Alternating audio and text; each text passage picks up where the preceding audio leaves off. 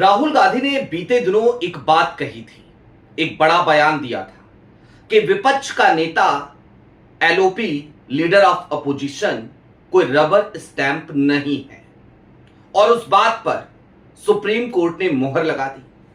तो दूसरी तरफ मोदी जी को दो जजों की बेंच ने झटका दे दिया। लेकिन तीसरी तरफ एसआईआर, जिसको लेकर इतने बड़े बड़े दावे किए थे ज्ञानेश कुमार ने, वो फेल हो गया, असफल हो गया और उसके असफल होने के सबूत भी मिल गए। यह सारा मामला चुनाव आयोग से ही जुड़ा हुआ है। खबरें बहुत सारी हैं, लेकिन हर खबर जाकर के चुनाव आयोग से और चुनाव आयुक्त से जुड़ती हैं। लिहाजा अगर आप इस देश में लोकतंत्र के प्रति चिंतित हैं तो ये खबरें बेहद महत्वपूर्ण हैं। लिहाजा इस वीडियो में अंत तक जरूर बने रहिएगा। नमस्कार, मैं स्वप्निल और आप मुद्दा देख रहे हैं। दोस्तों, आगे बढ़ें उससे पहले वही छोटी सी अपील। मुद्दा आप सभी को पता है, बीते कई महीनों से एक गंभीर आर्थिक संकट से जूझ रहा है। हमारे मुद्दा के मेन बैंक अकाउंट तो बीते लंबे समय से फ्रीज चल रहे थे। कल की तारीख में मैंने आपको सूचित किया था कि मेरा पर्सनल अकाउंट, जिसमें मैं आपसे अभी तक मदद लिया करता था, उसमें भी एक लीन मार्क लगा दिया गया है। लिहाजा आज की तारीख में मुद्दा को आपसे मदद की बेहद आवश्यकता है। लिहाजा आपसे गुजारिश है, यदि आप चाहें तो स्क्रीन पर दिख रहे क्यूआर कोड या फिर के नीचे दिख रहे यूपीआई नंबर्स के जरिए मुद्दा की छोटी छोटी मदद जरूर कीजिएगा। अब आगे बढ़ते हैं और जरा एक एक करके हर उस खबर की तरफ चलते हैं। सबसे पहले तो जरा याद कीजिए राहुल गांधी का वो बयान और किस मौके पर दिया गया था वो बयान। सीबीआई डायरेक्टर की नियुक्ति की प्रक्रिया, उसमें शामिल थे प्रधानमंत्री नरेंद्र मोदी, सीजेआई यानी कि chief justice of India Suryakant साहब और तीसरे राहुल गांधी। राहुल गांधी वहां पहुंचे और राहुल गांधी ने उससे पहले ये डिमांड करी थी कि आप जरा जो भी अधिकारी हैं जिनको इस पोस्ट पर नियुक्ति आप कराना चाहते हैं, उनकी फाइल मुझे दे दीजिए। मैं पढ़ तो लूं, देख तो लूं, उनके एससीआर रिपोर्ट तो देख लूं, उसके बाद तो किसी नाम पे जाकर के मैं सहमत या असहमत हो पाऊंगा। लेकिन उन्हें वो फाइलें मुहैया नहीं कराई गई। बैठक में बुला लिया गया और बैठक में 60 नामों पर रिसर्च करना किसी एक व्यक्ति के लिए आधे घंटे के भीतर, 45 मिनट के भीतर क्या संभव है? जवाब है नहीं। तो राहुल गांधी वहां से बाहर निकले और जिस तरीके से उन्होंने एक बार चुनाव आयुक्त की नियुक्ति को लेकर के डिसेंट नोट दिया था, तो इस बार बाहर आकर के ट्वीट किया, अपनी बात रखी और कहा कि विपक्ष का नेता कोई रबर स्टैंप नहीं होता। अब दूसरी तरफ चुनाव आयुक्तों की नियुक्ति की प्रक्रिया और उस प्रक्रिया में जो पैनल शामिल है, जिसको एक नियम ला करके 2023 में बदला मोदी सरकार ने, सुप्रीम कोर्ट के आदेश को पलटा। प्रधानमंत्री, एक कैबिनेट मंत्री और नेता विपक्ष। सुप्रीम कोर्ट में इस मामले की सुनवाई हुई और सुप्रीम कोर्ट में दीपांकर दत्ता साहब थे उस बेंच में, लेकिन उस बेंच में सतीश चंद्र शर्मा भी थे। कहते हैं ना हम कि न्यायपालिका में थोड़ी बहुत उम्मीद कभी कभी बची हुई नजर आती है। सतीश चंद्र शर्मा ने दो टुक शब्दों में कुछ सवाल उठाए, बुनियादी सवाल उठाए। उन्होंने कहा कि एलओपी को रखने की जरूरत क्या है? एलओपी यहां पर कर ही क्या रहे हैं? भाई, कैबिनेट मंत्री है अगर और प्रधानमंत्री हैं तो प्रधानमंत्री की और कैबिनेट मंत्री की राय अलग अलग तो नहीं होगी। तो फिर ये दिखावा करने की क्या जरूरत है? दिखावा ही क्यों कर रहे हो? फिर खुद ही डिसाइड कर लो कि कौन होगा चुनाव आयुक्त। उसके साथ ही साथ उन्होंने सवाल उठाया, क्योंकि राहुल गांधी ने तुरंत ही ये बात कही थी, सीबीआई निदेशक की जो ज्वाइनिंग प्रक्रिया थी उसको लेकर के मुद्दे उठाए थे। वो खबरें लगातार वायरल थी, चल रही थी, राहुल का बयान चल रहा था। तो सतीश चंद्र शर्मा जी ने सीधे तौर पे कहा कि सीबीआई डायरेक्टर की नियुक्ति में भी अगर सीजेआई मौजूद हैं तो यहां पर यह बेहद महत्वपूर्ण नियुक्ति है चुनाव आयुक्तों की, इलेक्शन कमिश्नर की। यहां पर आखिरकार एक स्वतंत्र, निष्पक्ष पैनल क्यों नहीं बनाया जाना चाहिए। इसके आगे सतीश चंद्र शर्मा ने कहा, हम ये नहीं कह रहे आप सीजीआई साहब को शामिल कर लीजिए, और आज की तारीख में कर भी लिया तो क्या ही हो जाएगा, सूर्यकांत साहब वही कहेंगे जो मोदी जी कहेंगे। तो खैर, उन्होंने सीधे तौर पे कहा कि हम ये नहीं कह रहे आप सीजीआई साहब को शामिल कीजिए, लेकिन आप किसी भी स्वतंत्र व्यक्ति को इसमें शामिल तो करें, किसी भी स्वतंत्र व्यक्ति को, ताकि फैसला 2-1 के बहुमत से जब हो तो फिर उस फैसले पर सवाल ना उठे। क्योंकि अगर प्रधानमंत्री हैं और कैबिनेट मंत्री हैं तो ये निश्चित तौर पर निष्पक्ष नहीं हो सकता। अब ये तो हमने बात करी सुप्रीम कोर्ट में क्या हुआ, मोदी जी को क्या झटका लगा, उसको लेकर के। लेकिन इसके आगे मैंने आपसे कहा एसआईआर फेल होने के सबूत, आज की सबसे बड़ी स्टोरी। जी हां, आपके स्क्रीन पर मैं बारी बारी से 2 खबरें दिखाना चाहता हूं, देखिए जरा गौर से देखिए। एक श्रीलंकाई दंपति वो पकड़ा गया तमिलनाडु में, मेरे लिए बड़ा शॉकिंग था। एक लोकल पोर्टल पे एक खबर देखी, अभी तक मेन स्ट्रीम मीडिया में बहुत ज्यादा ये खबरें नहीं चल रही। उसके बाद एक और खबर मिली, वो भी देखिए। अभी तक 25 लोग पकड़े जा चुके हैं तमिलनाडु में।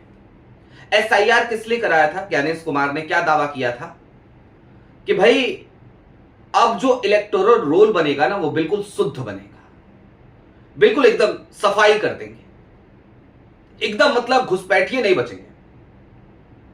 लेकिन ये खबरें क्या बता रही हैं? 7 नागरिक तो सिर्फ श्रीलंका के अब तक तमिलनाडु में पकड़े गए हैं इन 25 में से, और अभी ये 25 की लिस्ट आखिरी लिस्ट नहीं है, हजारों की तादाद है, ऐसी जानकारी आ रही है। एयरपोर्ट पे निगरानी बढ़ाई जा चुकी है और हर उस व्यक्ति को संदिग्ध की सूची में डाला जा चुका है जो तमिलनाडु में कुछ दिनों पहले ही विदेश से आया था। समझ रहे हैं आप क्या चल रहा है? यानी कि एसआईआर जो ज्ञानेश कुमार ने कराया वो बुरी तरीके से फेल रहा। उसका जीता जागता सबूत है कि विदेशी नागरिक तमिलनाडु की विधानसभा चुनाव में वोट डालते पाए गए हैं, लेकिन वहां पर हाय तौबा नहीं मचाएंगे ज्ञानेश कुमार। उन्हें सिर्फ पश्चिम बंगाल दिख रहा था, उन्हें तमिलनाडु नहीं दिख रहा। यहां पर तो राहुल गांधी को विदेशी नागरिक है कहा जा रहा है, और जो विदेशी नागरिक वाकई में हैं, जो एसआईआर के तहत भी पाक साफ निकल जा रहे हैं, जो एसआईआर में भी पकड़ में नहीं आ रहे हैं, तो फिर काहे की व्यवस्था है ज्ञानेश जी आपकी, और काहे का स्पेशल इंटेंसिव रिवीजन है ये? एक ऐसा एसआईआर जिसमें देश के आम नागरिकों का तो मताधिकार उनसे छीन लिया जाता है। ऐसों की तादाद बहुत ज्यादा है, जिनसे सुप्रीम कोर्ट भी सीधे तौर पर यह कह देता है कोई बात नहीं, अगली बार वोट डाल देना, क्या फर्क पड़ जाएगा। लेकिन दूसरी तरफ विदेशी नागरिक आते हैं, आकर के मतदान करके जाते हैं, और आप प्रेस कॉन्फ्रेंसेस कर करके, प्रेस रिलीज जारी कर करके लगातार अपना गला फाड़ते हो, लगातार अपने कलम की स्याही जो है खर्च करते हो और कहते हो, बताते हो देश को कि हम एकदम निष्पक्ष चुनाव करा रहे हैं, हम तो ऐसा चुनाव करा रहे हैं कि पूछिए मत, ऐसा कभी हुआ ही नहीं, ना भूतो ना भविष्यति। मैं तो ऐसा चुनाव आयुक्त हूं जी कि मुझसे पहले ना ऐसा कोई चुनाव आयुक्त हुआ था, ना कभी होगा। बिल्कुल सही कहते हैं, हम भी नहीं चाहते कि ऐसा कोई चुनाव आयुक्त निकट भविष्य में फिर से हो। राजीव कुमार आपसे बहुत बेहतर थे, कम से कम विपक्ष अगर आलोचना करता था तो उनकी आंखों में इतनी शर्म जिंदा थी कि वो या तो विपक्ष को बुला करके चाय पिला लेते थे, टेबल पे बैठ करके बात कर लेते थे, या फिर कि खामोश रह जाते थे, कुछ बोलते नहीं थे। लेकिन दूसरी तरफ तो आप हैं, विपक्ष के नेताओं को कमरे में आने के बाद कह देते हैं गेट लॉस्ट। आपका चुनाव आयोग ट्वीट करता है तो ऐसा लगता है जैसे वो ट्वीट चुनाव आयोग ना कर रहा हो, भारतीय जनता पार्टी कर रही हो। आप विपक्ष की एक पार्टी को, तृणमूल सांसद को सीधा मैसेज देते हो, 2 टुक कहते हो, इस तरीके के शब्दों का आप इस्तेमाल करते हो। अब क्या कहिएगा जब विदेशी नागरिक आकर के मतदान करना। और ज्ञानेश कुमार जी, सुप्रीम कोर्ट ने ये जो निर्देश दिया है ना ये जो गाइडलाइंस दी हैं मोदी सरकार को, जरा समझिए, ये आपके ऊपर सवालिया निशान है। अगर जमीर जिंदा है, जो कि इस देश में बहुत कम लोगों के अंदर जिंदा है, लेकिन अगर है थोड़ा बहुत भी किसी कोने में भी, तो आपको उस पद पे बने रहने का कोई नैतिक अधिकार नहीं है। आपको अभी के अभी इस्तीफा दे देना चाहिए और कहना चाहिए कि नहीं, जब सुप्रीम कोर्ट इस तरीके से कह रहा है, तो जिस पैनल ने मुझे चुना है वो पैनल अगर स्वतंत्र नहीं था, वो पैनल अगर निष्पक्ष नहीं था, तो मैं इस पद पर कार्य करने में सक्षम नहीं हूं। अगर फिर से चुना जाना है तो जो नया पैनल बनेगा वो मुझे फिर से चुन लेगा। अभी थोड़े दिनों की राहत भी है, 5 राज्यों के विधानसभा चुनाव भी बीते हैं। आप छुट्टी भी ले सकते हो, आप घर भी बैठ सकते हो, आप इस्तीफा भी दे सकते हो, आपके पास फिलहाल विकल्प खुले हुए हैं। अब दोस्तों, चलते चलते जरा कुछ बातें समझिए कि आखिरकार सुप्रीम कोर्ट जो हर बार चुनाव आयोग की हां में हां मिला रहा था एसआईआर के मसले पर, आज इस नियुक्ति प्रक्रिया वाले मसले पर अब से तकरीबन 48 घंटे पहले उसने इस तरीके की गाइडलाइन क्यों दी। दरअसल इसके पीछे बड़ा सीधा सा एक संदेश आपके पास तक पहुंचाना जरूरी है। राहुल गांधी विपक्ष के नेता हैं और असहमत आवाजें जब देश के कोने कोने में गूंजने लगे, तो फिर वो सुप्रीम कोर्ट हो, न्यायपालिका हो या कोई भी एजेंसी हो, उसको वो आवाज सुननी पड़ती है। राहुल गांधी का वो बयान इस देश के बच्चे बच्चे की जबान तक चला गया था, लिहाजा उनकी बात पर मुहर लगाता हुआ हमें सुप्रीम कोर्ट दिखा, हमें सतीश चंद्र शर्मा जैसे जज दिखे। हालांकि दीपांकर दत्ता को इस पर टिप्पणी करते अगर मैं सुनता तो मुझे ज्यादा आनंद आता, क्योंकि ये वही दीपांकर दत्ता साहब हैं जो राहुल गांधी को कई बार नसीहतें दे चुके हैं, कभी सावरकर मानहानि मामले में, तो कभी मामला वो जिसमें राहुल ने चीन और भारत के संबंधों को लेकर के बात कही थी। थोड़ा कहे को ज्यादा समझिए। और चलते चलते बस इतना कि ये जो सिस्टम है ना मोदी जी का,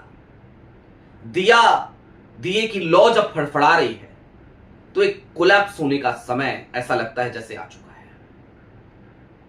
और ये कोलैप्स की कगार पे पहुंची हुई मोदी सरकार, ये तमाम संकेत आ रहे हैं जब उन्हें झटके पे झटके लग रहे हैं और सनद रहे। अंधेरों का बहुमत हो सकता है, लेकिन अंधेरा हमेशा टिक नहीं सकता, उसे डिगना पड़ता है। आपकी क्या राय है वो हमें कमेंट बॉक्स में जरूर बताइएगा। अभी के लिए दीजिए इजाजत। चलते चलते फिर वही अपील, चैनल पे नए हो तो सब्सक्राइब करते हुए जाइएगा, सक्षम तो मुद्दा की छोटी छोटी मदद जरूर कीजिएगा, ताकि हमारी बेबाकी यूं ही बरकरार रहे। बहुत शुक्रिया।